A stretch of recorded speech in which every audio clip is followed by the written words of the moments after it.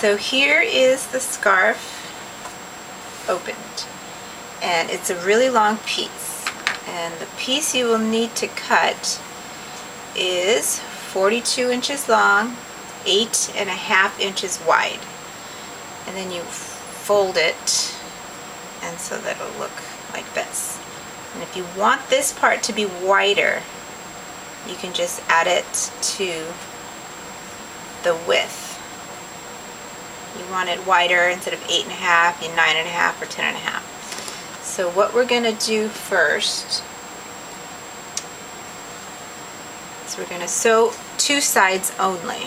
So we're going to sew this side, we're going to sew all the way up to here, and then we're going to turn it inside out.